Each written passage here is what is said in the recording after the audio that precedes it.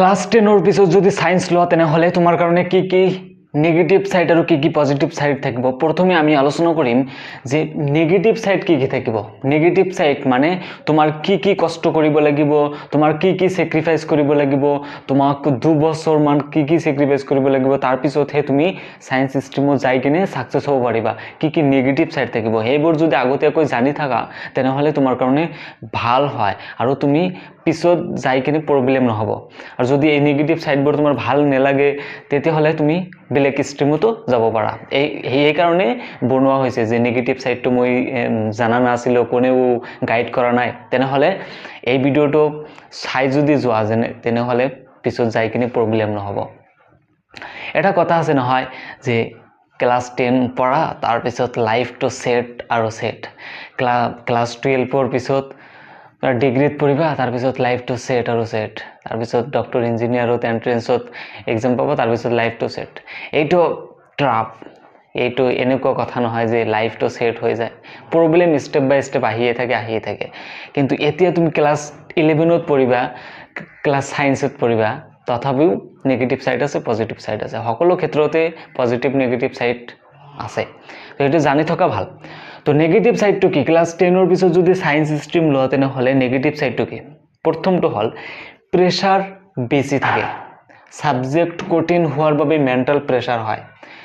subject বহুত কঠিন হয় ক্লাস 10 ত যেতিয়া তুমি সায়েন্স পঢ়িছিলা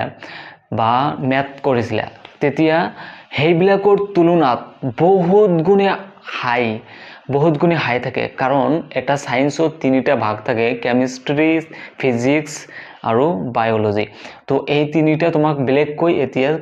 11 ত পঢ়িব লাগিব আৰু যদি তুমি ইংলিশ মিডিয়ামত লোৱা বা আসামিজ মিডিয়ামত লোৱা তুমি যদি মিডিয়াম টু চেঞ্জ কৰা তেনেহলে তোমাৰ কাৰণে আৰু কঠিন হৈ যায় তো প্ৰেসাৰ বেছি হেই কাৰণে প্ৰেসাৰ বেছি থাকে সাবজেক্টটো এনেই কঠিন হয় তোমাক মেন্টাল প্ৰেসাৰ হয় কাৰণে তো 2 নম্বৰটো হল হাৰ্ড ওয়াৰ্ক খুব বেছি লাগে ৰেগুলাৰ স্টাডি নকৰিলে পিছ পৰি যোৱাৰ সম্ভাৱনা থাকে যদি তুমি টিউশন লৈছা বা ক্লাস কৰি আছা যদি তুমি মাজে মাজে মানে ক্লাস এৰি মানে কৰবাত ফুৰিবলৈ গৈছা বা ৰিলেটিভছৰ ঘৰত গৈছা বা কিবা প্ৰবলেম হৈছে তেতিয়া তোমাৰ মাৰ্ক পোৱাৰ সম্ভাৱনা বহুত কম থাকে এটো হল হাৰ্ড ওয়াৰ্কিং খুব লাগে তোমাক ফ্ৰি টাইম বহুত কম পোৱা যায় 3 নম্বৰটো হল ফ্ৰি টাইম কম পোৱা যায় ফ্ৰি টাইম তুমি কম পাবা তুমি যদি কোৱা যে তুমি ক্লাস সায়েন্সত পঢ়িবা আৰু তোমাৰ হবি বিলাক মানে ফলো কৰিবা এটো বহুত কম হয় কাৰণ সায়েন্সত বহুত পঢ়া থাকে আৰু হেবিলাক কমপ্লিট কৰিব লগা হয় ফ্ৰি টাইম বহুত কম থাকে 4 নম্বৰটো হল কম্পিটিশন খুব হাই মেডিকেল ইঞ্জিনিয়াৰিং এন্ট্ৰেন্সত মানে এক্সাম দিওতে মানে অল ইন্ডিয়া লেভেলত এক্সাম দিওতে মানে হেবিলাকত বহুত হাই লেভেলৰ কম্পিটিশন থাকে আৰু সেই কম্পিটিশনত যদি তুমি আগতীয়াকৈ মানে জয়ী হ'ব খোজা তেনেহলে ক্লাস 11 12 ভালকৈ পঢ়িব লাগিব সেই কাৰণে তো এটো জানি থকা ভাল যে কম্পিটিশন বহুত হাই লেভেল থাকে 5 নম্বৰটো হল যদি তোমাৰ ম্যাথ ভাল না লাগে যদি তোমাৰ ফিজিক্স কৰি ভাল না লাগে তেনেহলে তোমাৰ ইন্টাৰ ল মাৰ্ক পোৱাৰ সম্ভাৱনা থাকে তুমি ভাল মাৰ্ক হিমান নাপাবা এটো জানি থোৱা ভাল আৰু যদি নাজানা তেনেহলে তোমাৰ কাৰণে পঢ়িব অলপ মানে এলেহুৱা কৰিলে মাৰ্ক